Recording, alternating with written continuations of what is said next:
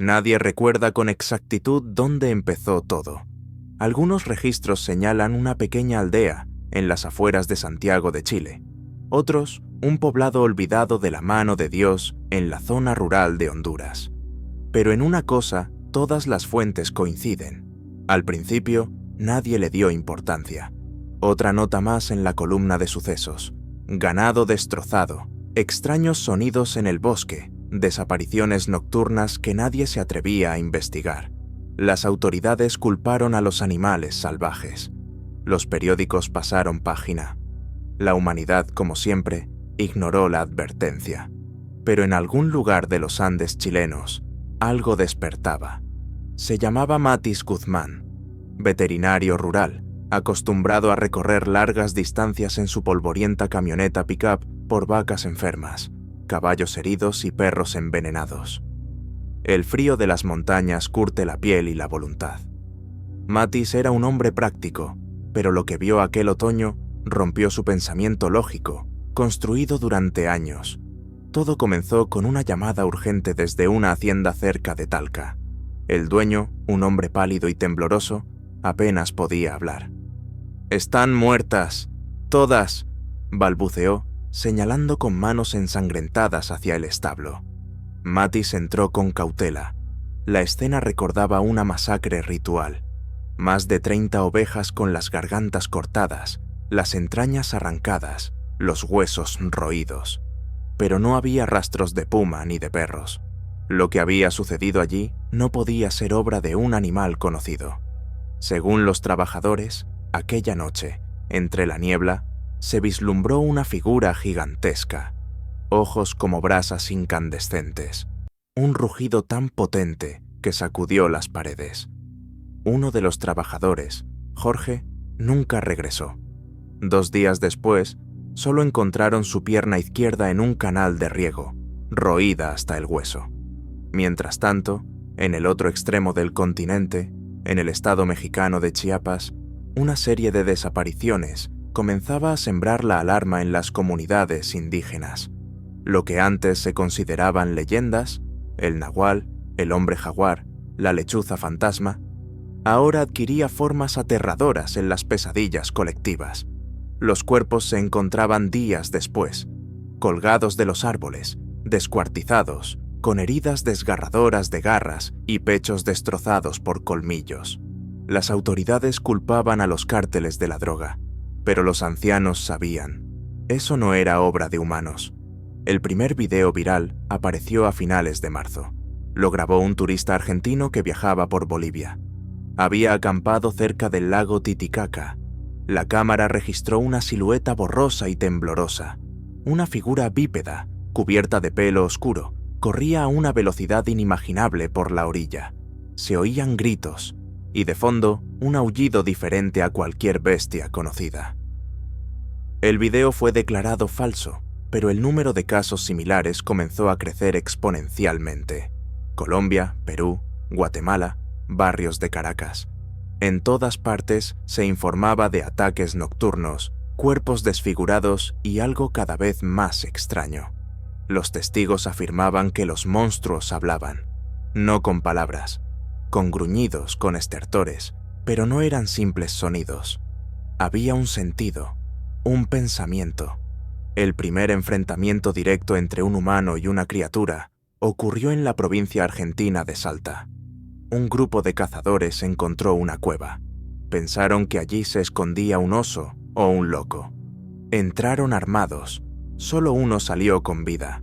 Describió a la criatura como un lobo gigante, erguido sobre 2 patas, con una mirada inteligente pero demencial.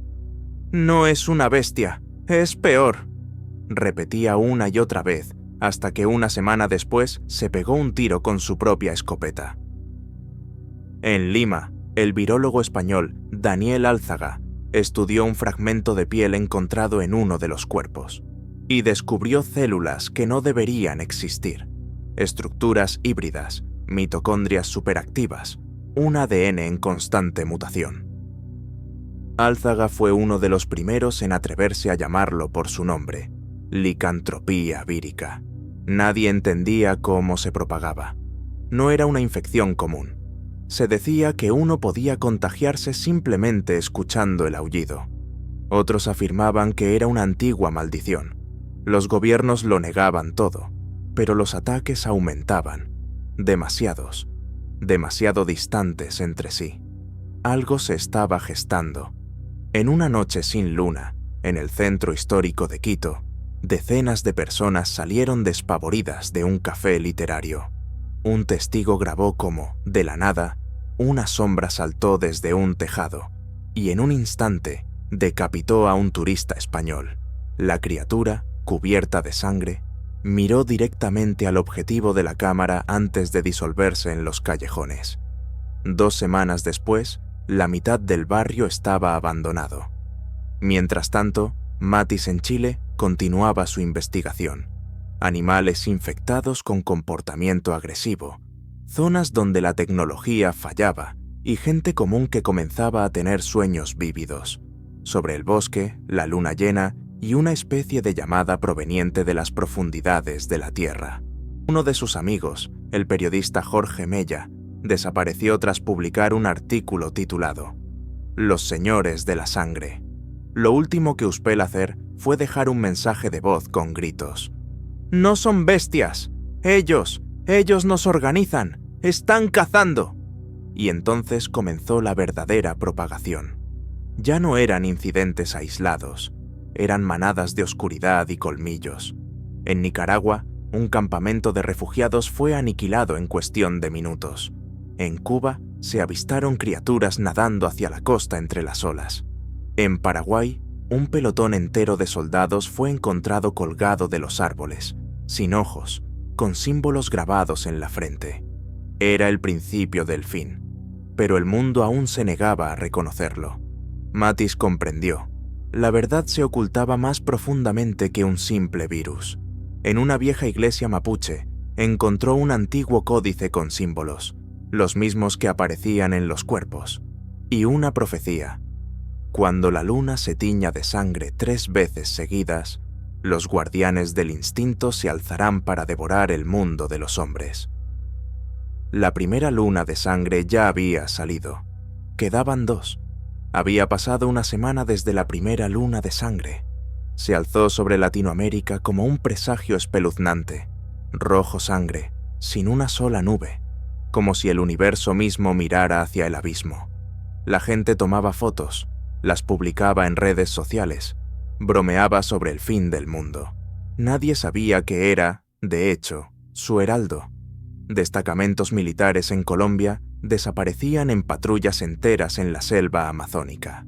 Aldeas, vivas por la mañana, se convertían al anochecer en ruinas carbonizadas con sangre sobre las piedras. Los canales de televisión nacionales intentaron al principio silenciarlo. Luego empezaron a perder presentadores. Uno de ellos, un locutor mexicano llamado Sergio Salinas, comenzó a aullar en directo y le sangraron los ojos. 1 minuto después, se desplomó sobre la mesa y la pantalla se llenó de extraños estertores y chasquidos. El video fue censurado, pero circulaba en la Darknet bajo el nombre de El Llamado. Matis Guzmán llevaba 5 días sin dormir. Su rostro estaba marcado por el cansancio, sus ojos rojos por la tensión, pero su cerebro trabajaba al límite. Reunió a un grupo, un profesor de biología de Buenos Aires, un exmiembro de las Fuerzas Especiales de Venezuela, una traductora con raíces mapuches llamada Alienada, que tenía extrañas cicatrices en el cuello. Cada uno de ellos había sobrevivido a un encuentro con aquellos a quienes ahora llamaban directamente hombres lobo. No eran simples bestias, eran los cazadores del nuevo siglo, más inteligentes, organizados, actuando como una colmena unificada. Su mente estaba conectada a algo antiguo y animal, y ese algo despertaba en las profundidades del continente. Matis soñaba siempre lo mismo. Estaba en una montaña cubierta de sangre, abajo aullaban miles de gargantas, y en el cielo colgaba una luna, oscura como carne podrida. De detrás de las rocas emergía lentamente una criatura, ni lobo, ni hombre, ni demonio. Algo intermedio, primordial. Sus ojos eran como el abismo, y en su voz había un sentido. Ya no eres uno de ellos, nos perteneces. En Ecuador comenzaron disturbios espontáneos. Grupos de hombres armados atacaban centros médicos, acusándolos de propagar la maldición. Mataban médicos, quemaban laboratorios. Pero los virólogos ya lo sabían. No habría vacuna. Esto no era solo biología, era voluntad. Las bases militares en Uruguay fueron atacadas durante la noche. Ni un sonido de sirena. Las cámaras registraron siluetas infiltrándose en las instalaciones, como sombras. Ni un solo disparo. Por la mañana, la guardia solo encontró jirones de uniformes, trozos de carne y una pared escrita con sangre. Escuchadnos, pertenecednos, o morid como ganado. Toda la parte sur del continente se sumió en el miedo. En Brasil comenzaron a llegar informes de manadas atacando trenes, caravanas e incluso helicópteros. Saltaban sobre las hélices, mordían el acero, destrozaban las cabinas. Una coalición militar inició una operación con el nombre en clave, Cruz de Plata. Usaron munición con plata, drones con módulos ultrasónicos, armas químicas. Pero los hombres lobo se adaptaron. Su carne mutaba, las cicatrices sanaban ante sus ojos, y muchos de ellos ya no temían a la plata. Algunos aprendieron a hablar, en susurros, entre colmillos, en español, en quechua, un araucano. Llegaron a Caracas por la noche. La ciudad se sumió en el silencio. Luego comenzó una resonancia. Todos los perros aullaron a la vez. Las personas que tenían sueños saltaron de la cama gritando y comenzaron a sangrar por la nariz. Luego se cortó la electricidad y las manadas salieron a las calles. Nadie sobrevivió. Matis y su equipo se dirigieron a Bolivia. Alienada afirmaba que en las montañas había un templo, oculto bajo capas de tierra. Según la leyenda, allí se encontraba un corazón de piedra, un antiguo artefacto relacionado con el origen de los hombres lobo. Subieron a los Andes, donde la nieve se mezclaba con ceniza. Aldeas remotas habían sido quemadas, y los cuerpos yacían en posturas de desesperación, como si alguien les hubiera succionado no solo la sangre, sino también la esperanza. Al pie de un pico encontraron la entrada, un arco de piedra cubierto de símbolos. Olía a hierro, a harina y a podredumbre. Al descender, escucharon un aullido. No provenía de una garganta, sino de la propia roca. Las piedras gemían. Abajo vieron una enorme sala, excavada en las entrañas de la montaña. En el centro, un altar sobre el que latía un corazón vivo, rodeado de garras, colmillos y cráneos resecos. Alienada cayó de rodillas. «Es él», susurró. «El corazón del instinto. Los llama. Despierta la esencia antigua en la sangre». Matis no entendía cómo era posible, pero entendió una cosa. Mientras el corazón latiera, el mundo se ahogaría en sangre. Sacó explosivos de su mochila, pero en ese momento las paredes del templo comenzaron a temblar.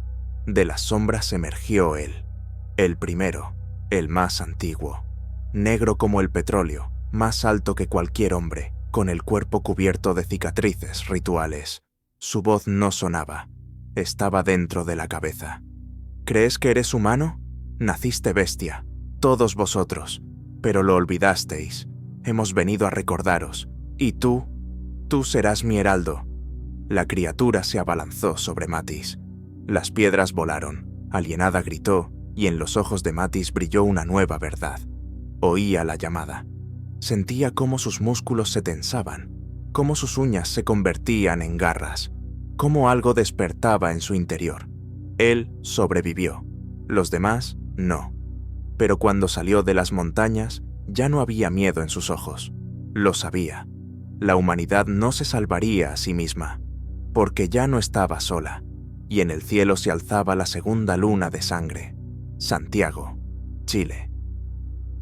El día en que la luna salió por segunda vez, se convirtió en el último para el concepto de ciudad. El instante en que sobre los Andes brilló un círculo siniestro de acero burdeos, coincidió con una caída masiva de la conciencia entre la gente. Más de 300.000 personas en la zona sur de la capital comenzaron a aullar. Primero contenidamente, en voz baja, luego cada vez más fuerte, desde lo más profundo. No eran simples sonidos, era un rito, una antigua llamada de la sangre, inscrita en el ADN, en la médula ósea, en la memoria olvidada de la humanidad. Sus cuerpos comenzaron a cambiar. No todos sobrevivieron. Muchos simplemente explotaron desde dentro, sin soportar la metamorfosis. Pero aquellos que sobrevivieron a la transformación se pusieron a 4 patas, levantaron la cabeza y rugieron al unísono. Aquella noche, 15.000 nuevas criaturas salieron a las calles de Santiago. Matis Guzmán estaba en el tejado de un edificio semiderruido en La Paz, mirando hacia el horizonte llameante. Sus dedos temblaban, pero no de miedo, sino de contener la rabia. Ya no era humano. No se había convertido en lo mismo que los otros. Era un híbrido, no del todo sometido al corazón, pero tampoco perteneciente al mundo anterior. Sus pensamientos seguían siendo humanos, pero su cuerpo reaccionaba al olor de la sangre como a la llamada de una madre. Lo sintió cuando el viento sopló desde el sur. Traía consigo el sabor de las víctimas. En algún lugar lejano, en Buenos Aires, había comenzado la masacre. Argentina se convirtió en el nuevo escenario de la catástrofe. Grupos de supervivientes organizaron la resistencia, atrincherándose con acero, estacas, plata. Bloquearon calles, convirtieron estaciones de metro en refugios. Pero los hombres lobos se volvieron más listos. Esperaban, calculaban, probaban las defensas en busca de puntos débiles, como si recordaran a la gente. Ahora vosotros sois nuestra presa, no al revés. Primero desaparecieron los niños, luego las mujeres, luego los hombres, luego el silencio. En Ciudad de México todo fue diferente. Allí, donde el espíritu humano estaba lleno de rabia y terquedad, brotó un foco de infección interna. La gente comenzó a unirse voluntariamente. Sectarios, clanes, bandas callejeras, todos los que soñaban con el poder y la inmortalidad, comenzaron a ofrecer sacrificios, bebían sangre, se arrodillaban ante ídolos con fauces de lobo y suplicaban ser convertidos. Ciudad de México se convirtió en un nido híbrido, una ciudad donde el hombre y la bestia coexistían, pero bajo las condiciones de la sangre. En la plaza principal construyeron un tótem de huesos, y cada noche se celebraba un rito. Uno de los recién convertidos se arrancaba un ojo, se insertaba un colmillo y gritaba al cielo: «¡Soy del linaje del instinto!». En las profundidades de la selva, en territorio paraguayo, se observaba algo diferente. Allí, los hombres lobos se reproducían como un virus. Su carne se volvió biomecánica, comenzaron a fusionarse con la naturaleza. La madera se oscurecía, los ríos empezaban a burbujear, los animales desaparecían. En su lugar aparecían híbridos, lobos con alas, hombres con ojos de serpiente, enormes sombras deslizándose entre los árboles como humo. Paraguay se convirtió en el órgano palpitante del nuevo mundo. Matis recibió un mensaje a través de una vieja estación de radio. Alguien con el distintivo de Reina Negra llamaba a los supervivientes hacia Guatemala. Allí, supuestamente, se encontraba la última de las órdenes de cazadores que conservaban conocimientos antiguos: cómo sellar el corazón del instinto.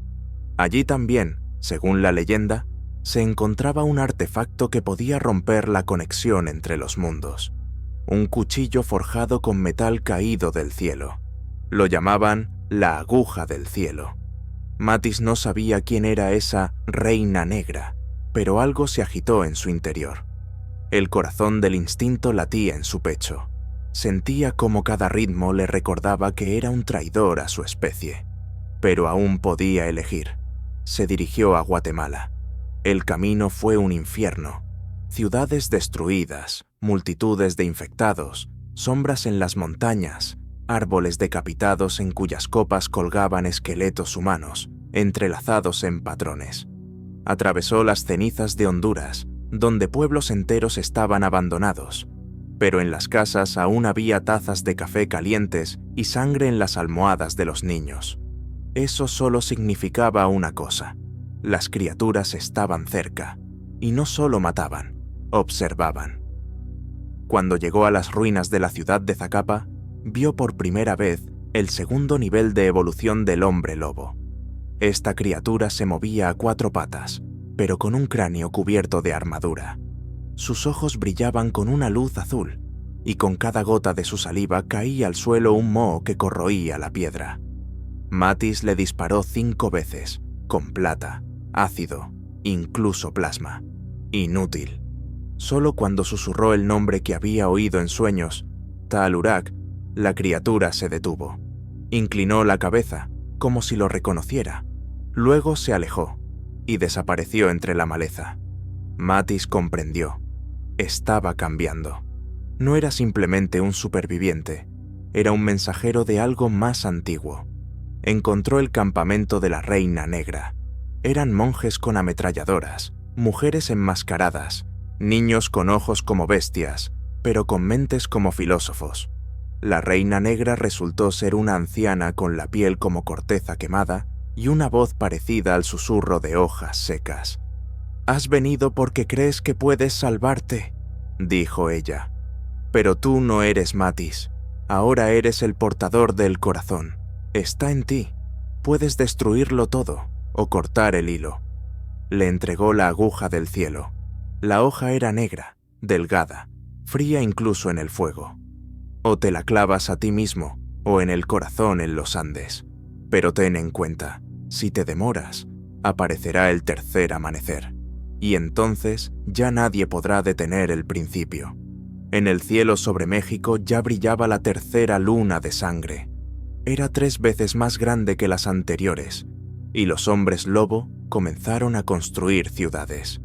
Matis estaba de pie ante el altar. La aguja del cielo temblaba en sus manos, y sentía cómo el metal pulsaba al ritmo de su corazón. Bajo tierra, profundamente bajo Zacapa, latía algo que no podía llamarse vivo, pero respiraba, llamaba, susurraba en un idioma que nadie había aprendido. A su lado estaba la Reina Negra, envuelta en cintas negras en las que temblaban cientos de lenguas muertas. Se movían solas, como gusanos. En su voz había una advertencia, pero no miedo. «No podrás vencerlos», dijo ella. «Solo puedes elegir si arder primero o encender la llama en el lugar correcto». Y Matis eligió el camino hacia el sur. Perú ya no era un país. Sus montañas humeaban como volcanes, y en las antiguas cuevas resonaban aullidos que mataban a los niños en el vientre materno. Pueblos enteros se hundían bajo tierra, dejando tras de sí ropas vacías y rastros de garras. Por las noches, en el cielo brillaban figuras, bestiales, horribles, como si la noche misma hubiera comenzado a caminar sobre la tierra con patas.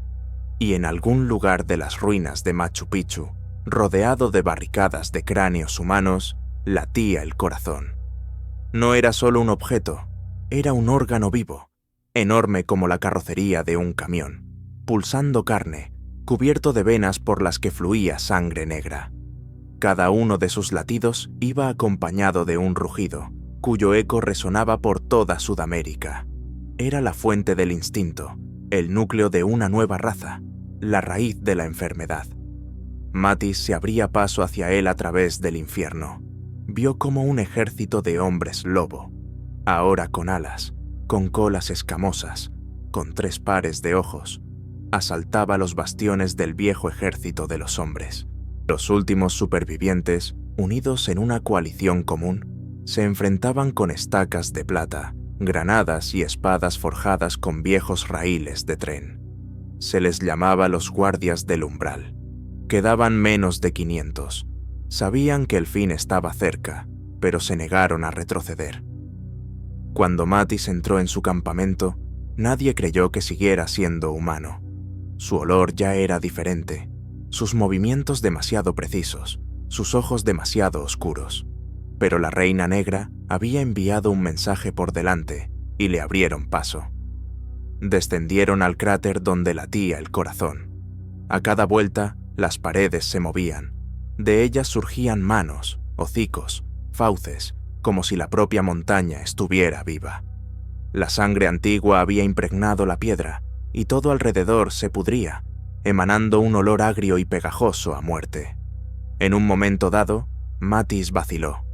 La voz dentro de su cabeza se volvió demasiado fuerte. Oía las voces de cientos de hombres lobo, sentía su dolor, su rabia, su sed. Pero lo más aterrador era que sentía su orgullo. No eran simples bestias, se consideraban una nueva especie. Eran aquello en lo que el hombre debería haberse convertido. No una evolución, sino un salto al abismo. Mattis cayó de rodillas ante el corazón. Latía tan fuerte que la tierra bajo él temblaba. De su superficie se extendían vasos sanguíneos, intentando envolver sus manos. Levantó la aguja. Cerca se oyó un estruendo. Los hombres lobos se lanzaron al ataque. Los guardias del umbral comenzaron la lucha. Cada paso del enemigo resonaba con el chirrido del metal, el rugido de la sangre, el crujir de los huesos. Uno tras otro, los defensores caían, pero no retrocedían ni un paso. En ese momento, el corazón habló. No era una voz, era una oscuridad que fluía en los pensamientos. Eres uno de nosotros. No te destruirás a ti mismo. Mátalos. Conviértete en el líder. Te daremos un poder ante el cual incluso el sol caerá. Mattis gritó, apretando la aguja con ambas manos. Su piel se resquebrajó, de las heridas brotó sangre negra. Sentía cómo algo en su interior se desgarraba, cómo sus huesos se rompían para dar paso a algo diferente. Sabía que se estaba convirtiendo en uno de ellos, definitivamente. Pero aún podía elegir, y eligió. Clavó la aguja en el corazón. Se oyó un chillido, no un simple sonido, sino un alarido que escuchó cada bestia del continente. México se estremeció. Las selvas de Colombia crujieron. Las ruinas de La Habana se desmoronaron. En Chile, los hombres lobo aullaron y comenzaron a devorarse unos a otros. En Caracas, uno de los alfas principales se agarró el pecho y explotó. En todo el mundo, donde una sola gota de instinto había entrado en la sangre, comenzó una mutación, incontrolable, brutal, autodestructiva. Pero no era el final. Mattis no murió, no desapareció. El corazón no se destruyó, solo se detuvo, y en ese segundo, su sangre, convertida en parte del ritual, se fusionó con ese órgano. No se convirtió simplemente en un conductor, se convirtió en el guardián del corazón. Cuando todo se calmó y el aire ya no temblaba de dolor, Mattis salió del cráter. Su cuerpo ya no era humano, se había convertido en una sombra, una esencia, bestia y dios, al mismo tiempo. La gente en el campamento lo miraba con horror, pero nadie levantó un arma. Pasó junto a ellos en silencio y desapareció en la niebla. Y ahora, en diferentes rincones del mundo, vuelven a aparecer símbolos de lobo en las paredes. En el cielo, a veces parpadea una extraña luz, parecida al resplandor residual de aquella tercera luna.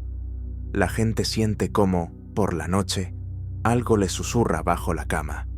A veces, los niños comienzan a aullar, sin saber por qué. La calma es solo una tregua. El corazón duerme, pero el guardián está vivo. Y si alguien lo despierta. Despertó en la selva de Ecuador, el cuerpo surcado por venas como una raíz antigua, cubierto de pelo, en algunas partes desnudo hasta los huesos. En las venas pulsaba un espeso líquido negro, en el que no quedaba ni una sola célula humana.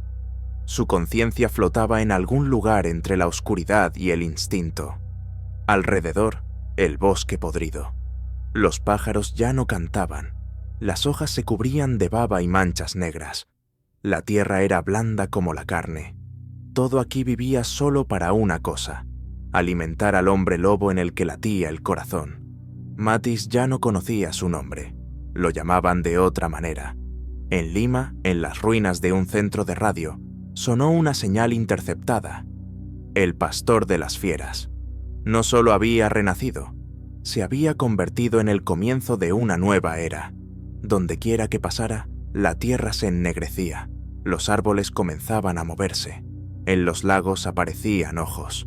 Y lo más importante, la gente que se encontraba cerca comenzaba a oír el aullido. Este aullido no era un simple sonido. Se incrustaba en los pensamientos, se clavaba en el cráneo, provocaba alucinaciones, convulsiones, convertía la razón en un embudo. Los débiles se mordían las manos, se rompían los huesos, se estrellaban la cara contra las paredes. Los fuertes se transformaban, no por mordiscos, por el sonido. El instinto regresaba. La mutación ahora se transmitía por la voz, a través de la música, a través del sueño, a través de un grito interno. El Salvador ardió en una noche. La ciudad estaba atenazada por el miedo, pero nadie osó pedir ayuda. Cientos de personas con los ojos arrancados salieron a las calles. Aullaban, descalzos. La sangre en el asfalto hervía. De ellos, desde dentro, comenzaron a brotar garras.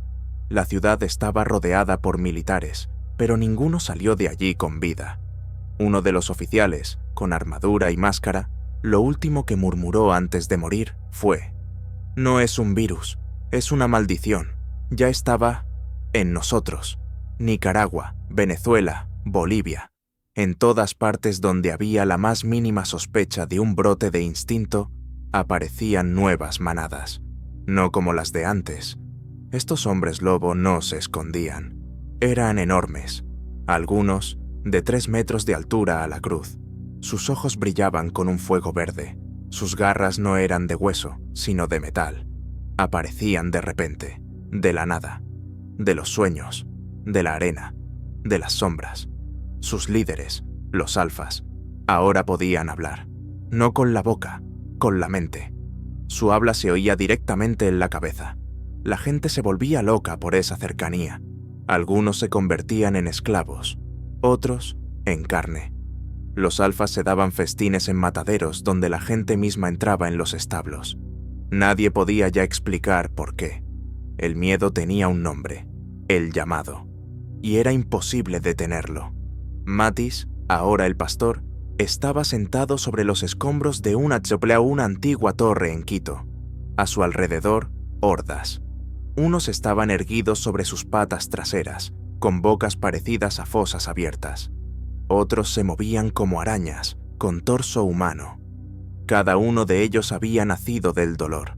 Su aparición siempre iba acompañada de la muerte de quienes los habían engendrado. Pero incluso en este infierno había esperanza.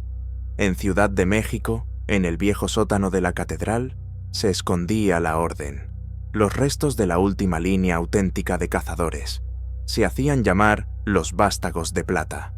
Eran solo 15, pero tenían armas talladas en la antigua plata del Tepeyac, fundidas según los cánones aztecas. Y tenían un plan. No querían matar al pastor, sino someterlo.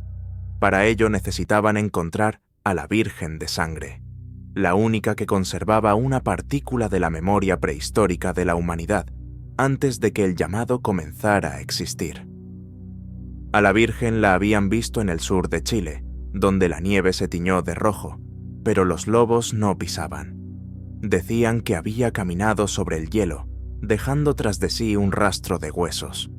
Mientras la orden se abría paso hacia el sur, el pastor perdía cada vez más los límites entre el sueño y la vigilia.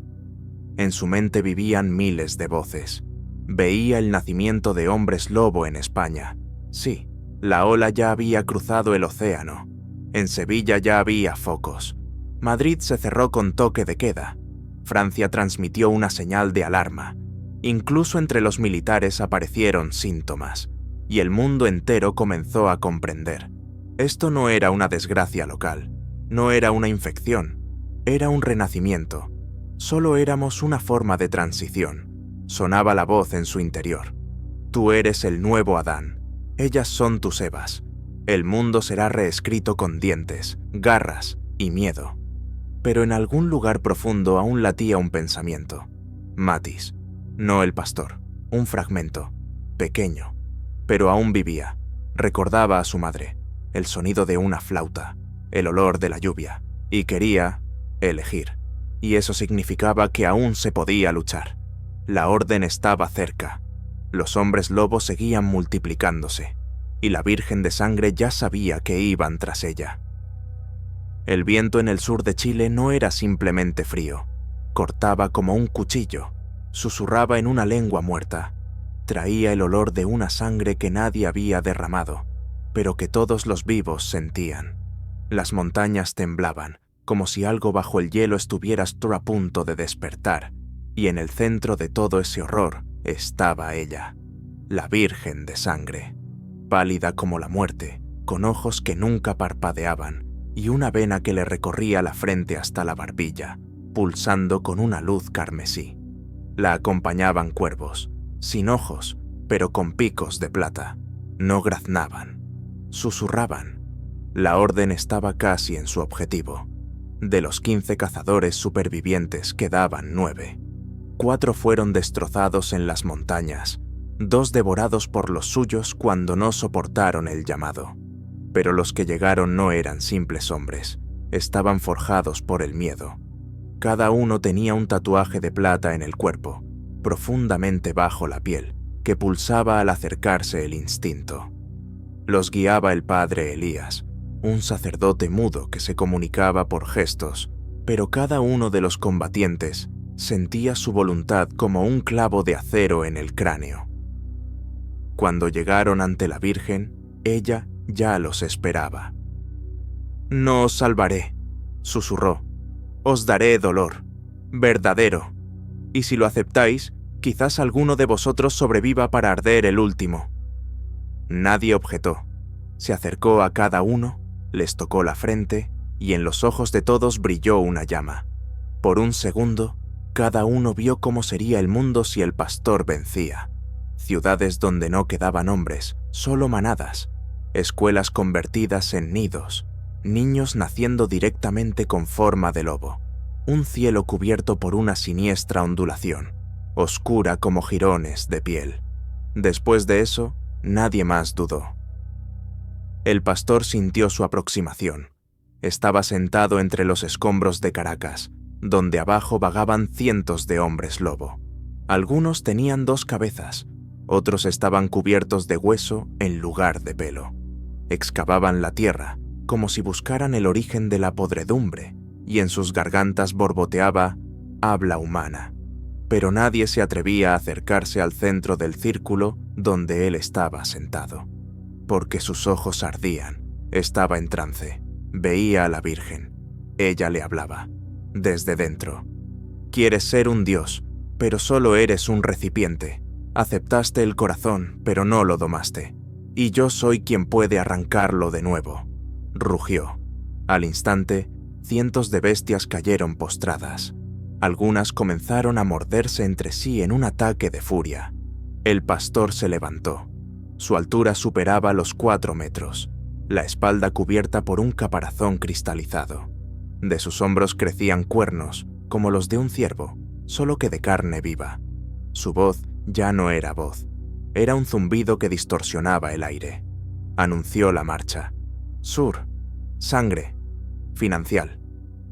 Los 9 cazadores y la Virgen comenzaron el ritual. En la cima de un glaciar tallaron un círculo de carne.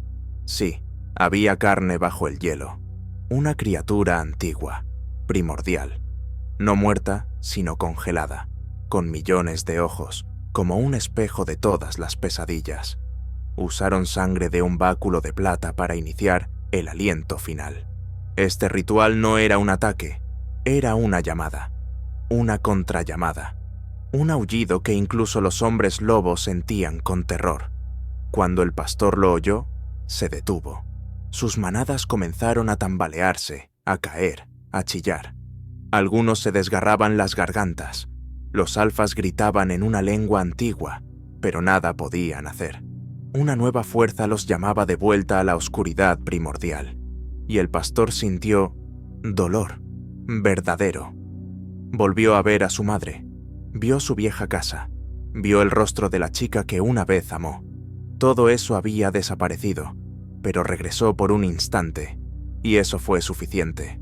Cayó de rodillas, y el mundo tembló. El océano frente a las costas de Colombia se ennegreció de repente. De sus profundidades emergieron criaturas que nadie esperaba. Los primeros, aquellos que existieron antes que todos. Hombres lobo que no estaban infectados por el instinto, sino nacidos de la oscuridad misma. Sintieron la guerra y salieron del agua. Ahora el mundo está sumido en la confusión. Algunas ciudades se cierran por completo, otras se rinden a las manadas. Sudamérica está en llamas. Los ataques comenzaron en Costa Rica, en Cuba, en Paraguay, y nadie sabe qué es más aterrador: el pastor, la Virgen de Sangre, o los primeros. Pero Matis, dentro del pastor, susurra: todavía estoy vivo, todavía puedo elegir. Los hielos del sur de Chile temblaban, como si bajo ellos despertara el esqueleto mismo del mundo. De las grietas brotaba vapor, cargado de gemidos. No sonidos, sino algo más, parecido a un zumbido de dolor atrapado entre vidas. Bajo la Virgen de Sangre se abría un portal, antiguo y denso como el hedor de tierra muerta. Estaba de pie al borde de una herida abierta en el hielo, y su cabello ondeaba como el de una marioneta colgada. A su alrededor, 9 cazadores, ahora no simples guerreros, estaban conectados al corazón como una aguja a una arteria. Sus ojos ardían con una luz plateada, y cada gota de su sangre cantaba una canción de fin. Y entonces el glaciar se desgarró. De su interior emergió el primero. Tenía la altura de un edificio de 9 pisos. Su pelaje era gris verdoso. De su boca colgaban manos. Muchas, cientos. Su rostro, sin ojos, sin nariz.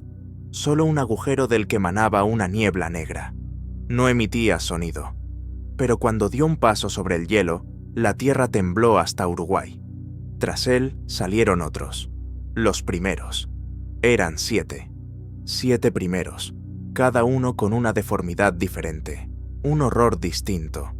No conocían la piedad, no conocían la voluntad, no eran lobos, eran dioses primigenios, arrojados al principio de los tiempos a las profundidades de la tierra, sellados en piedra y nieve.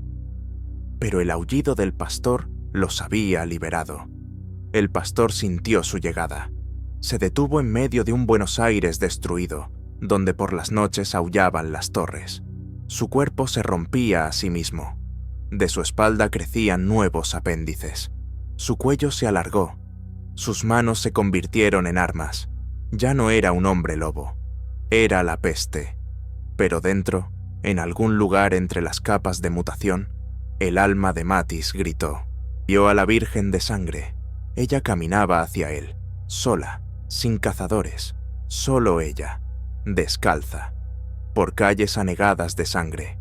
Tras ella iba un silencio en el que morían los pensamientos, e incluso los hombres lobo, escondidos en las sombras, no se acercaban. Se detuvo a 3 metros del pastor, lo miró a los ojos, y él, por primera vez en todo este tiempo, no rugió, guardó silencio. «Olvidaste», dijo ella, «lo que significa ser humano, te lo recordaré», y le tocó el pecho, allí donde latía el corazón. El mundo se detuvo por un segundo. Una explosión de llamas tiñó el cielo de un color carmesí. Del pecho del pastor brotó un rugido, ni de lobo ni humano, sino primigenio. Sus manadas sintieron cómo ardía su sangre. Algunos comenzaron a morir. Sus cuerpos estallaban desde dentro. Los huesos se consumían vivos. Otros aullaron y se lanzaron sobre la Virgen, pero ella solo suspiró, y el aire a su alrededor se espumó con plata. Caían, desintegrándose en ceniza. Pero no fue suficiente. Los primeros llegaron. No obedecían al llamado. No conocían el miedo. Uno de ellos se aferró a la Virgen de Sangre, la levantó como una muñeca de trapo y la arrojó contra un edificio. Las paredes se desmoronaron. La sangre inundó el asfalto. Ella se levantó, con las piernas rotas, con el rostro parecido a una máscara de la muerte, y se rió. «Bastardos», susurró. «¿Creéis que soy humana?» Y su cuerpo estalló en llamas, desde dentro, como si en ella se abriera una fuente, más antigua que el mal mismo. De su espalda brotaron espinas, sus ojos brillaron con un fuego capaz de fundir la piedra. Comenzó a cambiar, y por primera vez el pastor sintió terror. Retrocedió. Mathis, en su interior, gritó: «¡No! ¡No! ¡Ella no! ¡Así no!». Pero era demasiado tarde.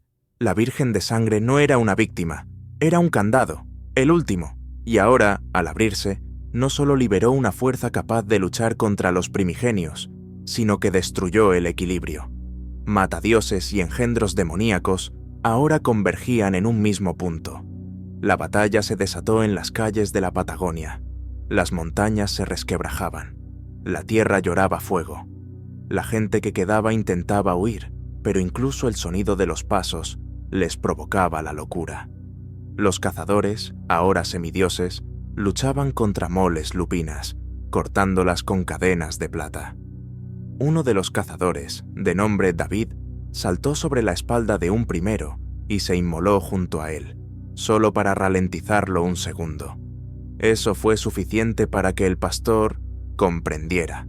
No era el dueño de esta guerra, era un peón, un eslabón, y si él moría, el corazón quedaría y pasaría al siguiente, a los primeros, o a la Virgen. Debía elegir, él mismo. Y entonces Mathis desgarró la carne. La razón brilló. Se arrancó a sí mismo desde dentro. De la caja torácica del pastor, ensangrentado, quemado, se levantó un hombre. Real, desnudo, cayendo, muriendo, pero vivo. Miró a la Virgen. «Si tú quieres el fin, mátame». Ella guardó silencio. Los primeros rugían. Las manadas conquistaban México. España ya había caído. Estados Unidos construyó muros. Colombia ardía. Y todo dependía de una sola mirada. Y entonces, la Virgen extendió la mano. Pero no era el final. Santiago, corazón de Chile, parecía ahora un cadáver descompuesto bajo el sol abrasador. La ciudad callaba, pero no porque estuviera vacía. Al contrario. Dentro de las casas, en los aparcamientos subterráneos, en los estadios y en los túneles del metro, vivían aquellos que no debían haber sobrevivido. Humanos, infectados a medias. Una etapa entre la carne y la bestia. Sus cuerpos estaban quebrados, sus rostros distendidos, pero en sus ojos aún brillaba la memoria. No rugían, cantaban, monótonamente, al unísono, como si alguien les enseñara un mantra que solo uno oía: el corazón. Cuando Mathis cayó inconsciente, la Virgen de Sangre tomó su cuerpo y desapareció. El pastor permaneció de pie. Por primera vez, solo. Sus manadas ya no oían su llamada. Se había convertido en nadie. Y eso lo desgarró por dentro. Cayó, llorando como una bestia. Los primeros, sintiendo su debilidad, avanzaron hacia el norte, hacia Perú y Ecuador, quebrando la tierra como una fisura en la realidad. Su presencia causaba la muerte de las plantas, tormentas en las montañas y engendraba sueños de pesadilla en todos los vivos. Ya no esperaban, buscaban el corazón y sabían que ahora estaba en el cuerpo de Mathis. Mientras tanto, en Santiago, en la catedral abandonada, Mathis abrió los ojos. A su lado estaba ella, no como una criatura, no como una bruja, como una mujer, cansada, herida. En sus manos había cicatrices, rectas, como de antiguos grilletes. Miraba en silencio por las ventanas, donde el cristal temblaba por el estruendo de lo que sucedía a lo lejos. Mathis se sentó. El cuerpo le dolía, pero por dentro estaba tranquilo. Ya no sentía al pastor, ni la fuerza, ni la llamada, solo a sí mismo. «Pensé que me matarías», susurró. «Quise hacerlo», respondió ella. «Pero tú te liberaste solo. Eso significa que queda una chispa en ti, algo humano. ¿Eso cambiará algo? Si me entregas el corazón voluntariamente, quizás puedo vincularlo a mí, sellarlo para siempre». «¿Y el precio?». Ella desvió la mirada, y eso fue suficiente. Morirán todos los que aún viven, ¿verdad?, dijo él. Porque tú y el corazón sois incompatibles. Eres demasiado antigua, demasiado fuerte. Yo soy el vacío, respondió ella. Fui creada para equilibrar, y si acepto la fuerza del corazón, no solo absorberé a las bestias, destruiré el anhelo mismo del instinto, y eso significa ni voluntad, ni deseo, ni miedo, solo silencio, para siempre. Mattis se levantó. Su cuerpo apenas se sostenía, pero en el pecho sentía algo nuevo, como si, al liberarse del pastor, hubiera recibido la oportunidad de convertirse en alguien diferente, y no solo en un hombre. «Entonces tengo otro plan», dijo. En ese instante, la pared de la catedral explotó. Uno de los primeros había irrumpido en la ciudad. Tras él, otros 3. El aire profanado inundó las calles. La gente comenzó a enloquecer, lanzándose unos contra otros. La catedral se estremeció. La Virgen de Sangre se levantó. Sus manos brillaron con una luz escarlata. Pero antes de que pudiera reaccionar, Mattis dio un paso adelante. Se abrió el pecho él mismo, con los dedos, dentro, palpitante, caliente, vivo. El corazón latía con olas de terror, pero él lo sostenía, con los dedos, mirando directamente a los ojos del monstruo, y habló, no con la voz, con el pensamiento. No soy tuyo, no soy de ellos, pero soy tu portador, y te ordeno, detente. Y el corazón obedeció. Los primigenios se paralizaron. Sus enormes cuerpos temblaron. No podían moverse. Sus fauces vomitaban humo negro, pero ninguno dio un paso adelante. Mattis sentía cómo se retorcían por dentro, como esclavos a los que por primera vez se les daba una orden no de un monstruo, sino de un hombre. Dio un segundo paso. La Virgen de Sangre no intervino. Ella sabía. Ahora se decidía todo. «Yo os guiaré», dijo él, «pero no como una bestia, como una razón. Me convertiré en vuestro dolor y en vuestro fin». Entró en el primer primigenio, directamente en el pecho, sin miedo. Aquel se estremeció y se deshizo en cenizas. El segundo intentó huir, pero su carne se desgarró por sí sola. El tercero se derrumbó, arrancándose los ojos. Los demás desaparecieron. El corazón los sometió al miedo ante una nueva voluntad, y en el cielo se abrió una fisura. Oscuridad, insondable. El último, el octavo, el mayor de los primeros, emergió lentamente de las profundidades del cielo. No tenía forma, solo una silueta de la que emanaba luz, plateada. Y habló. ¿Crees que puedes gobernar el mal sin convertirte en mal? No vinimos por voluntad, somos la carne misma de la realidad, y te esperamos. Mattis levantó la mano. El corazón en su pecho brilló. Sentía cómo el mundo se curvaba, cómo el cielo se desgarraba, pero no retrocedió.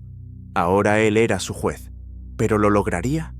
El cielo, partido sobre Santiago, zumbaba como si del núcleo mismo de la tierra brotara el rugido de una bestia gigante. El octavo descendía lentamente, no como carne, sino como una fisura abierta en el tejido mismo del ser. No tenía forma en el entendimiento humano. Su apariencia cambiaba a cada segundo. De él surgían cuernos, espinas, alas y fauces. Desaparecían, aparecían de nuevo.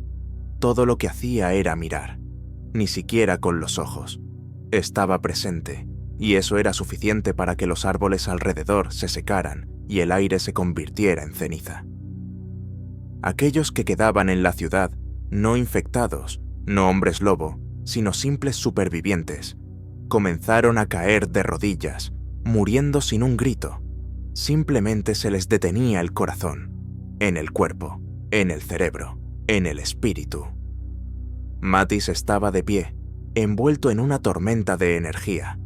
El corazón en su pecho ahora latía de otra manera. Cada contracción resonaba como un golpe en las nubes, en la tierra, en la estructura misma del tiempo. Los sentía a todos, cientos de miles, todos los hombres lobo, todos los infectados, todos los semiconvertidos. Lo oían, No palabras, una orden. Nueva, extraña, pero no agresiva. No llamaba a la masacre, exigía orden, y en eso residía el horror. «No debiste haber sobrevivido», habló por primera vez el octavo.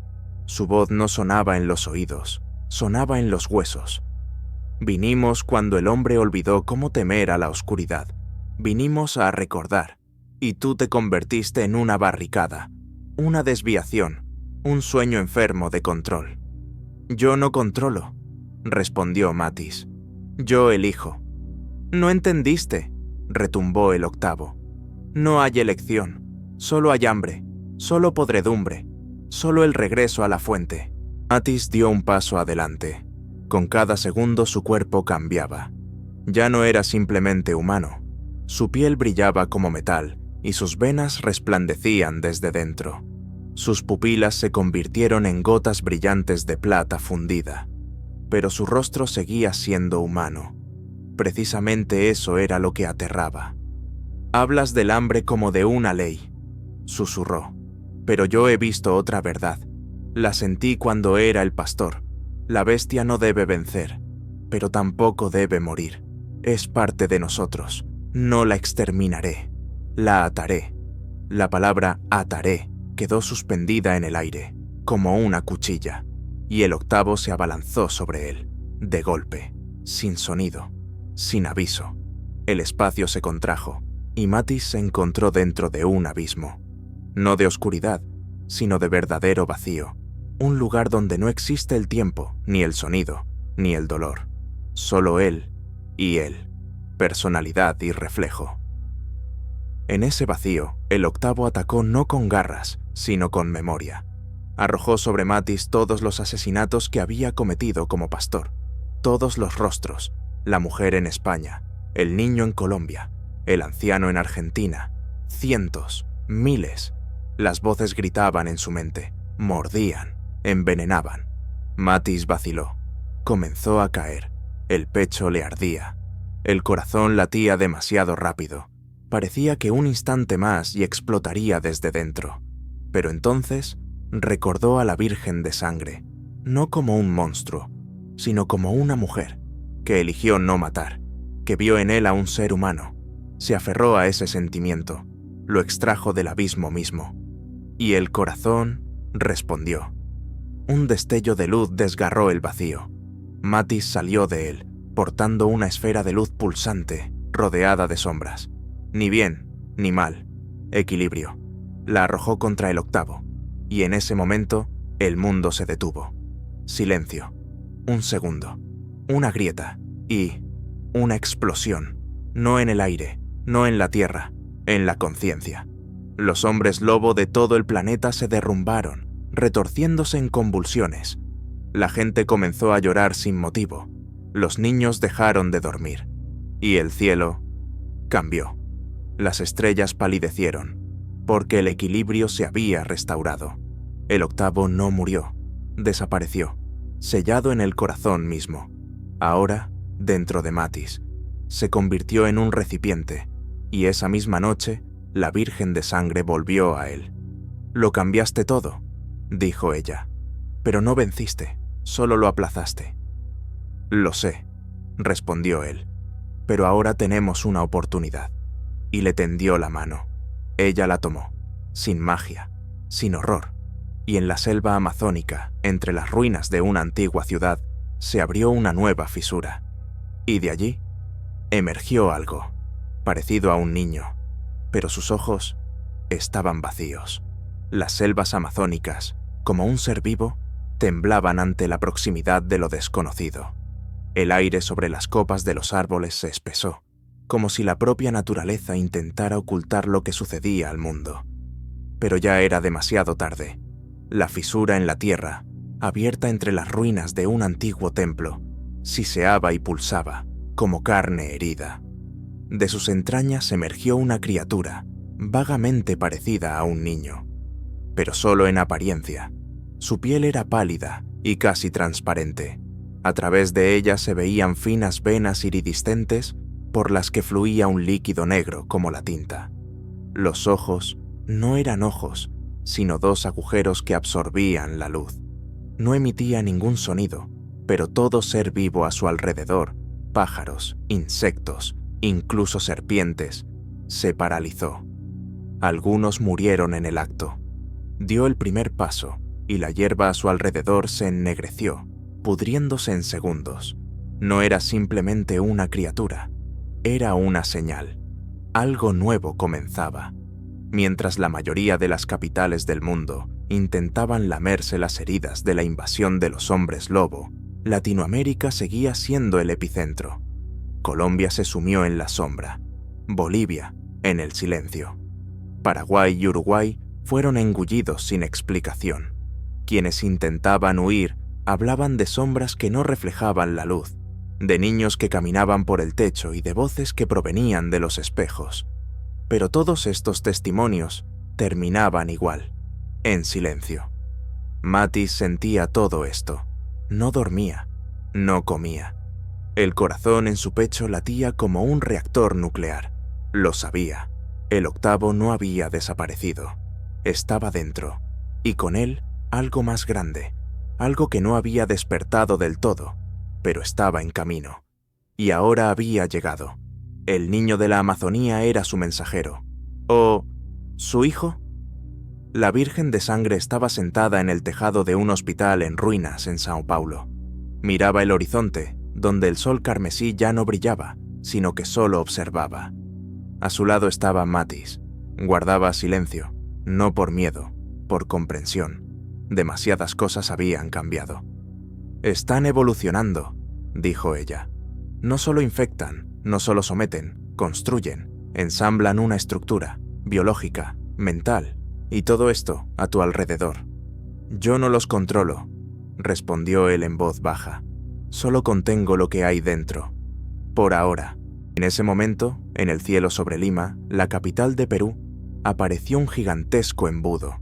De él comenzó a gotear un líquido negro, viscoso, siseante. Cuando tocó la tierra, el suelo tembló. De las gotas comenzaron a crecer formas, primero amorfas, luego bípedas, después bicéfalas, y finalmente capullos de piel con bocas. Ni un solo ojo, ni un solo grito, solo respiración y pasos. Salieron de los charcos, como de un útero, y se dirigieron a las zonas residenciales más cercanas. Perú cayó en 8 horas, pero lo más aterrador no fue la rapidez con la que se propagó la infección, sino que todas las criaturas recién nacidas estaban conectadas por una voluntad única, como una colonia, como una sola mente. Pensaban. Esa noche, Mathis gritó, no con la voz, con el alma. La tierra se estremeció por su dolor.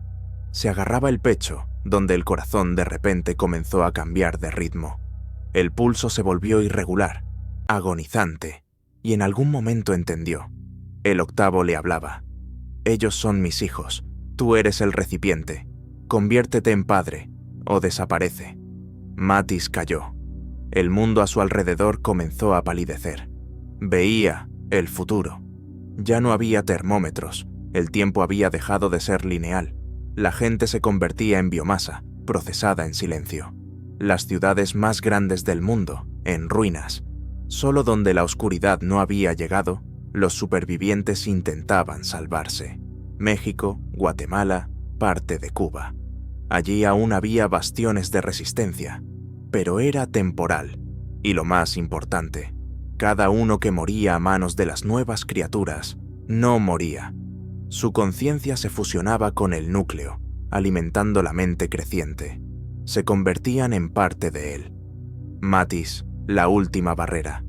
Pero incluso él entendía, no era un dios, era un contenedor, y dentro de él despertaba algo que no debía vivir en este mundo. Tomó una decisión. «Iré a donde todo comenzó», susurró, «a México, a las mazmorras de Tulum. Allí los antiguos sacerdotes guardaban tótems de la prebestia. Si puedo encontrar la fuente, quizás redirija el flujo». «¿Y si no?», preguntó ella. «Entonces haré explotar el corazón, y el mundo caerá conmigo». Pero él no sabía una cosa. El niño de la Amazonía ya estaba en camino. y llevaba en sí parte del octavo, y algo nuevo. Bajo las tierras de Tulum, inundadas por antiguos cenotes y ocultas bajo milenarias raíces selváticas, se guardaba aquello que incluso los antiguos mayas temían.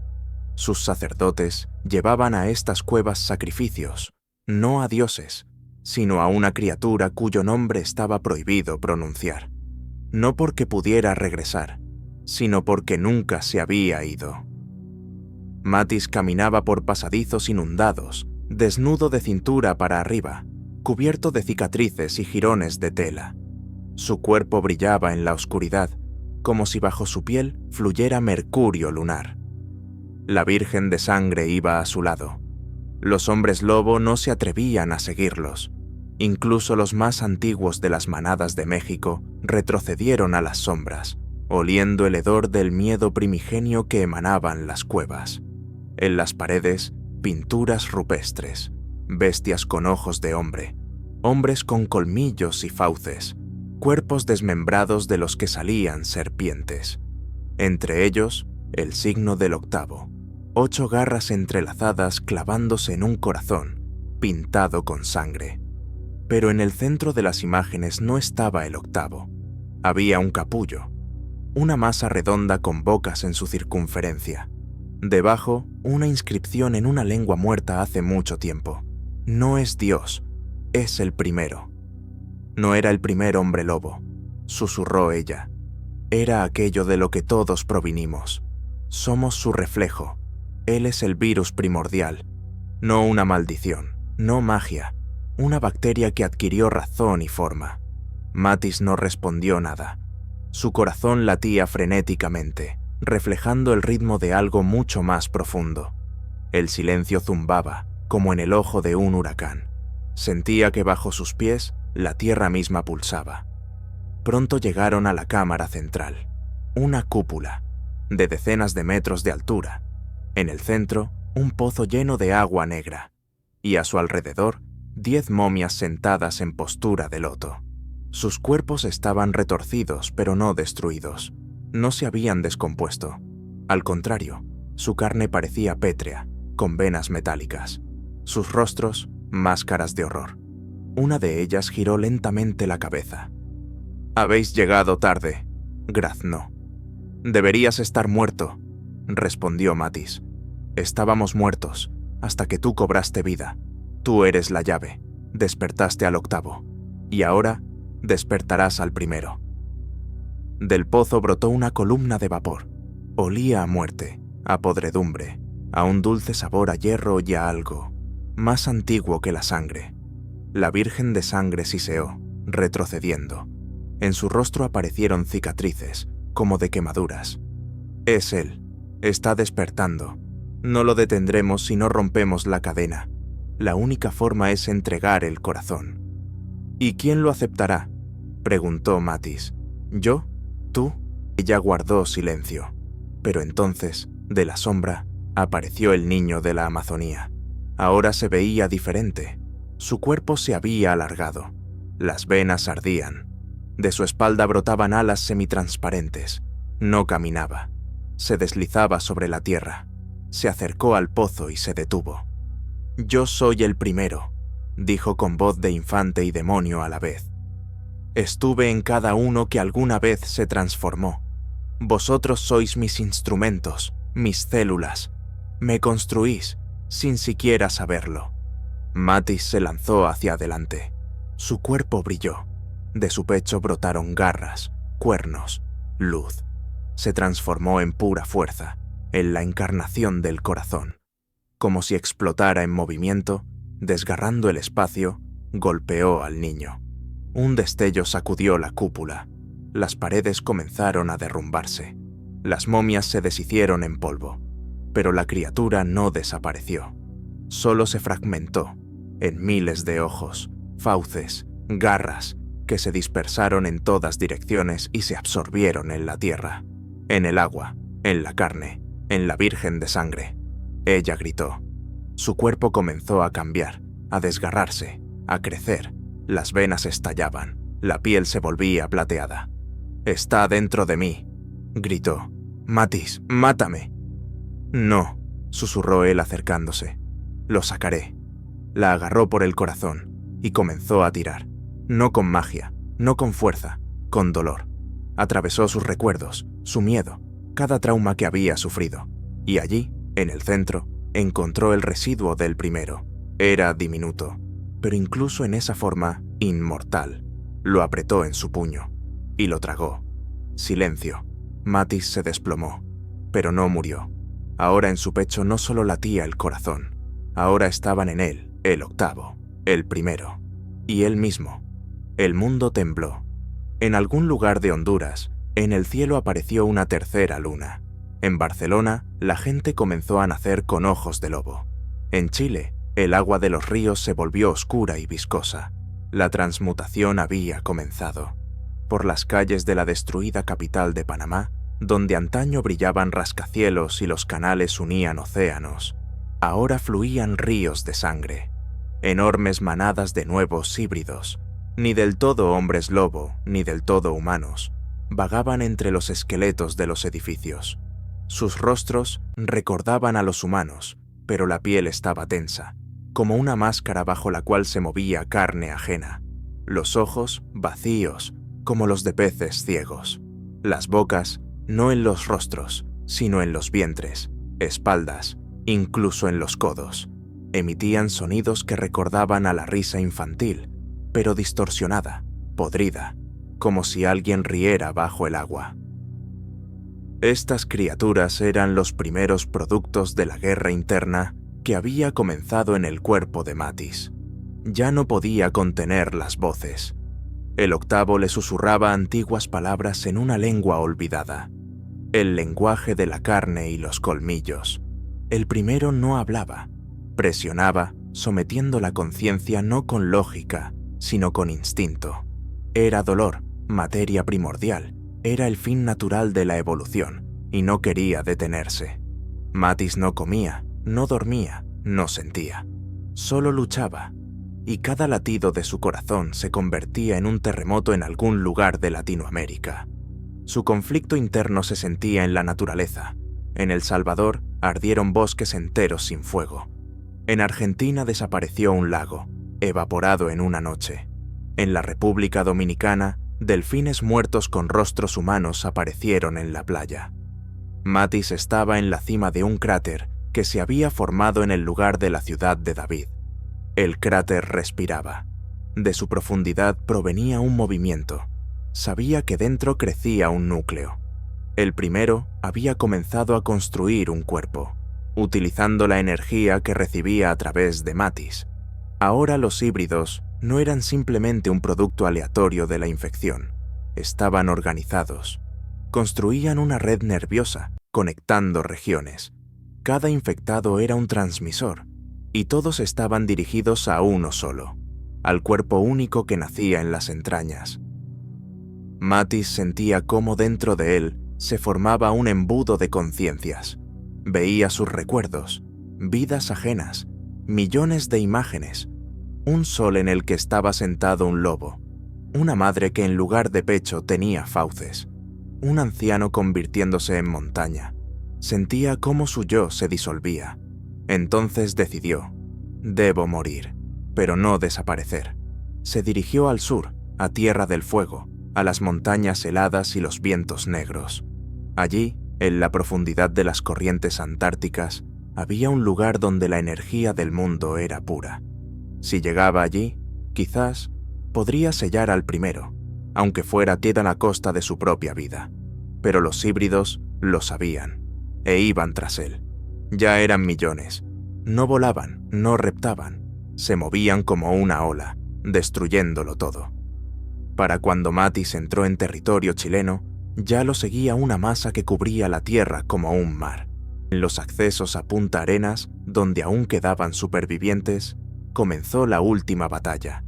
Humanos, mutantes, hombres lobo renegados e incluso viejas brujas. Todos se alzaron contra los híbridos. Sabían que era el fin. Sabían que tras Mattis iba algo que borraría la memoria misma de la humanidad. Pero apareció él. Mattis ya no era humano. Su cuerpo brillaba como si dentro ardiera un cosmos entero. De su espalda no crecían alas, sino nervios, desnudos, pulsantes. Su rostro se dividía en tres, uno con ojos de lobo, otro sin rostro, el tercero con una boca que lo abarcaba todo. Se elevó al cielo y gritó, y con ese grito se resquebrajó el aire.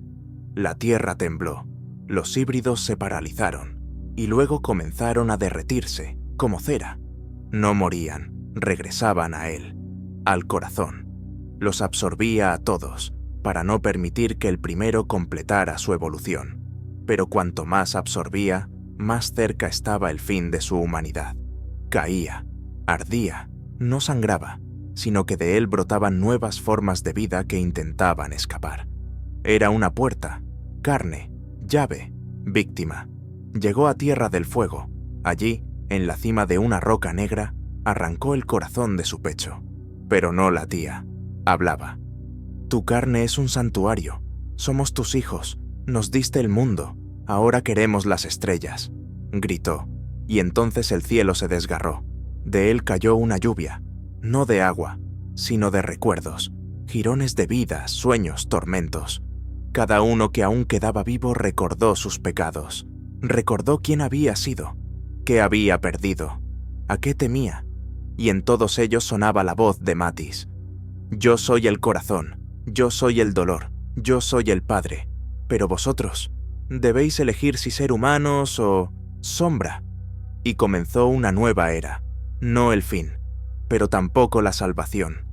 Matis se disolvió en el cielo, pero en las selvas de Venezuela se abrió una nueva fisura en la tierra, y de allí salió algo, y sonreía con el rostro de Matis. La nueva era, que comenzó con la fisura del cielo y la lluvia de recuerdos, pronto se convirtió en testimonio de un caos sin precedentes. En las selvas de Venezuela, la grieta en la tierra se abrió como una herida en el cuerpo del mundo. De ella surgió una figura, parecida a Matis, pero al mismo tiempo irreconocible. Sus ojos ardían con una luz fría, su rostro estaba distorsionado, como un reflejo en agua turbia. Sonreía, una sonrisa en la que se leía tanto una llamada como una amenaza, y locura. Los lugareños lo llamaban el padre de las sombras. Este híbrido, la primera leyenda viva de la nueva época. No solo hablaba, hablaba con las voces de miles, y sus palabras parecían profecías, a la vez aterradoras y atractivas. La gente acudía a él como a un dios mesiánico, pero el precio era terrible. Con cada seguidor crecía el número de nuevos híbridos, nacidos de carne y sangre, con colmillos y ojos que brillaban en la oscuridad. En Cuba, donde el mundo aún no había olvidado el sabor de la libertad y el miedo, los muertos se convirtieron en los cimientos de una nueva civilización. Los cuerpos de quienes murieron en la lucha contra la infección se levantaban de la tierra. No eran simples zombies. Su conciencia se había conservado, pero distorsionada por el horror y el odio. Construían ciudades de huesos, calles de piel, y adornaban sus casas con cráneos. Los humanos que sobrevivieron en estas condiciones o se unían a ellos o se convertían en su presa. Cuba se transformó en el centro de la oscuridad, desde donde la plaga se extendía por todo el Caribe. Apareció el primer híbrido parlante, una criatura con cuerpo de hombre y hocico de lobo, que podía comunicarse con los supervivientes. Llevaba el nombre de Hernán y era a la vez su líder y profeta. Sus discursos llenaban a los oyentes de miedo y esperanza. Hablaba del fin del viejo mundo y del nacimiento de un nuevo orden, donde humanos e híbridos tendrían que coexistir o destruirse mutuamente. Matis, convertido ahora en símbolo y mito, continuaba influyendo en los destinos de millones, aunque su cuerpo había desaparecido. Su sombra vagaba por el mundo, infundiendo miedo en los corazones de quienes intentaban resistir. Pero en algún lugar lejano al norte, en las montañas de los Andes, se reunía un grupo de resistencia, aquellos que aún creían en la humanidad y estaban dispuestos a luchar hasta el final. Sabían que para salvar el mundo, debían destruir al padre de las sombras y detener la propagación de los híbridos. Pronto comenzaría una nueva batalla, una batalla que decidiría el destino de toda la humanidad. Las montañas de los Andes guardaban silencio, cubiertas de nieve y sangre. Aquí, en la altura, donde el aire es escaso y el cielo parece más cercano a la tierra, se escondían aquellos que aún no habían perdido la esperanza. Se hacían llamar los cazadores del alba. Eran pocos, pero cada uno había atravesado el infierno. Los comandaba un ex-científico biólogo, el doctor Alejandro Suárez, el único que en los primeros meses de la infección comprendió. Los híbridos no eran un virus, sino una evolución de la conciencia, provocada no por la genética, sino por la información. La infección no era solo el cuerpo, sino la imagen misma de Mathis. Cualquiera que oyera su voz, viera su rostro, estaba expuesto a la infección, incluso sin contacto físico. Por eso, los cazadores del alba destruían todo lo que llevara rastros de la llamada de Mathis. Viejas grabaciones, fotos, incluso historias contadas junto al fuego. No confiaban en nadie. El doctor Suárez reunió a los restos de militares de élite de Perú, exorcistas de Colombia, chamanes de Bolivia e incluso ancianos que habían sobrevivido a la aparición de híbridos en la frontera norte de Argentina. Todos sabían, el padre de las sombras estaba reuniendo un ejército para conquistar la última región indómita de Sudamérica. Ya había enviado avanzadillas en híbridos musculosos voladores con espaldas desgarradas, de las que crecían alas vivas, creadas con lenguas y huesos entrelazados. Estas criaturas llevaban consigo una niebla de tinta que convertía la mente humana en arcilla. Y aún así, Suárez tenía un plan. Creía que en la esencia misma de los híbridos se ocultaba una vulnerabilidad. La conciencia de Mathis era a la vez omnipresente y vulnerable. Se asemejaba a una red donde cada nodo era un ser individual. Si se destruía un número suficiente de nodos, la red comenzaría a colapsar por sí misma. Y entre estos nodos existía el recipiente principal, la criatura en la que se había implantado el corazón de Mathis, incluso antes de que desapareciera. Suárez sabía dónde buscarla. Tras enviar patrullas de reconocimiento por senderos montañosos, llegaron a un antiguo complejo subterráneo inca, profundamente bajo las mesetas heladas. Allí, según viejas leyendas, se guardaba la piedra devoradora de sueños, un objeto capaz de absorber cualquier forma de conciencia, incluso no terrenal. Los cazadores creían que con su ayuda podrían extraer a Mathis del tejido del mundo. Pero ya en los accesos al complejo los esperaban. Una manada de criaturas altas como árboles, con articulaciones dislocadas y hocicos que se movían constantemente, como si la piel fuera líquida. No atacaban de inmediato, observaban, inhalaban el miedo, y solo después de las primeras mentes quebradas, destrozaban a sus víctimas. Comenzó una carnicería en la que morían por decenas, pero no por garras, sino por sus propias ilusiones. Un soldado se arrancó los ojos, gritando que veía su futuro, donde él era un híbrido. Otro, un chamán, gritó con la voz de su hija muerta, suplicando que lo mataran. Solo los más resistentes llegaron a la entrada.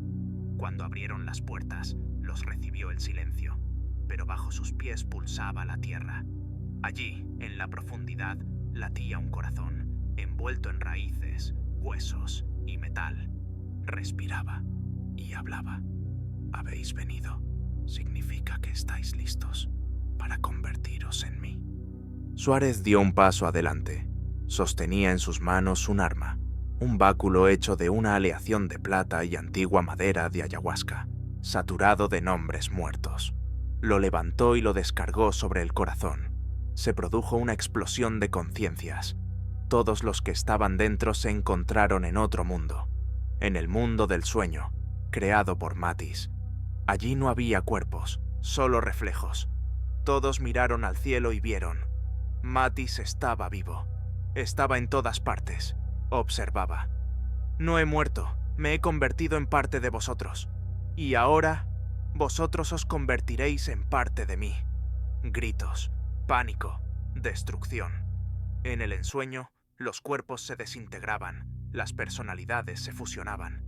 Pero Suárez Uspel depositó la última chispa en la piedra y ésta brilló. El mundo comenzó a desmoronarse. Despertaron, solo 5. El corazón había desaparecido. En su lugar, un vacío y una voz en la cabeza de cada uno de los supervivientes. Me habéis arrebatado, pero por ello os arrebataré a vosotros. Sabían que el padre de las sombras lo sentiría y comenzaría la caza. El norte de México ya había caído. Nuevos ejércitos se acercaban a Guatemala y en el desierto de El Salvador apareció un niño con los ojos de Matis y el cuerpo cubierto de pelo negro. La sangre corría por las escalinatas de un antiguo templo en Zacatecas como un río. Cientos de híbridos coreaban palabras que hacían crujir la propia mampostería. Amado sea el renacimiento, amado sea el caos. El ritual de sacrificio había comenzado. En el centro del círculo yacía un niño, un híbrido con los ojos de Matis. Su respiración pulsaba al unísono con el zumbido de la tierra. Sobre la pirámide pendía un cielo desgarrado como carne, y a través de la brecha en las nubes se derramaba una luz oscura. No era luz, sino un recuerdo. El propio Matis, desaparecido del mundo, regresaba, usando el cuerpo del infante como recipiente y la sangre de 1000 asesinados como combustible para su propia resurrección.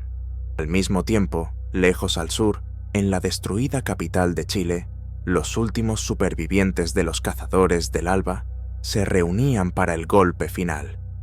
De todos los rincones de Latinoamérica acudían a ellos los restos de la resistencia, los que sobrevivieron en Brasil, los que superaron Cuba, incluso híbridos individuales que conservaron la razón y se rebelaron contra Matis se convirtieron en sus aliados.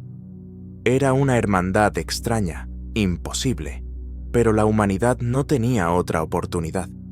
Suárez, envejecido y encorvado, estaba en el centro del cuartel general. Su piel se había cubierto de una red de venillas, rastros de cómo Matis había intentado absorber su alma. Pero su mente seguía clara. En sus manos pulsaba la piedra devoradora de sueños, ahora con grietas, pero aún peligrosa.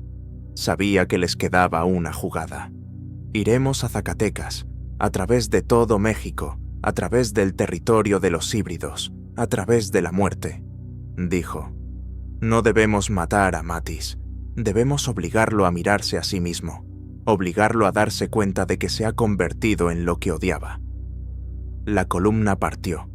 Las batallas comenzaron de inmediato. Por las noches los cazaban ciudades vivas, asentamientos que se habían convertido en organismos, devorando a los durmientes. En los pantanos de Campeche, un encuentro con híbridos marinos, cubiertos de corales y crecimientos venenosos. En los desiertos, un enfrentamiento con fanáticos que llevaban piel de lobo como vestimenta y creían que después de la muerte, su alma se fusionaría con Matis. Cada paso costaba vidas, pero llegaron. Zacatecas era una ciudad criatura. Sus muros respiraban, las torres gemían, las puertas se abrieron como si se hubiera abierto una garganta. La batalla final duró 7 días y noches. Los combates no solo eran físicos, sino también de conciencias. Matis enviaba visiones, falseaba la realidad, convertía amigos en monstruos. Muchos murieron a manos de sus propios camaradas, sin distinguir lo real de las ilusiones. La piedra en manos de Suárez se calentó al rojo vivo. Llegó a la cima del templo. Matis, ya en un nuevo cuerpo, más perfecto que nunca, estaba ante él. En sus ojos había eternidad. «Has venido a morir», dijo. «He venido a mostrarte en quién te has convertido». Y entonces Suárez clavó la piedra en el suelo. Se abrió una fisura, y todo lo que Matis ocultaba, sus miedos, su rabia, su soledad, su dolor, brotó al exterior. Todos los híbridos gritaron a la vez, porque todo lo que Matis hacía no provenía de la fuerza, sino del terror a estar solo de nuevo. se convirtió en un monstruo para que nadie pudiera hacerle daño. Y en ese instante lo comprendió. El mayor monstruo del mundo rompió a llorar. La piedra comenzó a absorberlo, pero no como a un enemigo, sino como a un alma. Mattis se resistió, gritó, se debatió, maldijo, pero ya era demasiado tarde. La piedra se cerró, la luz desapareció, el silencio se apoderó del mundo. Una hora después, los híbridos de todo el continente comenzaron a morir, o perdían la agresividad, la razón, convirtiéndose en bestias salvajes. Algunos, por el contrario, se volvieron humanos. Todos los que estaban vinculados a Mattis perdieron su fuente. Los cazadores del alba estaban entre las ruinas del templo. Quedaban 10 vivos. Suárez murió, pero en su rostro había una sonrisa. Y así, años después, la gente volvía a vivir con miedo, no de los híbridos, sino de sí mismos, porque nadie olvidó cómo empezó todo, con un susurro inocente, con un solo hombre al que no escucharon. El mundo se salvó, pero nunca volvería a ser el mismo, porque algún día alguien volverá a oír la llamada. Han pasado 15 años. Por las calles de Nueva Bogotá vuelven a caminar personas. Los niños juegan al fútbol en lugares donde antes hubo campamentos de híbridos. Por las noches, el cielo ya no aúlla. En las viejas iglesias vuelven a sonar las campanas. La humanidad ha sobrevivido. Pero todos se han vuelto diferentes. En cada ciudad hay un muro de la memoria. En él, fotografías de los que desaparecieron, murieron, se transformaron. Nadie les dibuja bigotes, nadie arranca las flores, porque todos saben, un híbrido podría haber sido cualquiera. Tu hermano, tu madre, tú. Por orden de los nuevos gobiernos, todos los libros, videos e incluso historias orales sobre Mattis están prohibidos.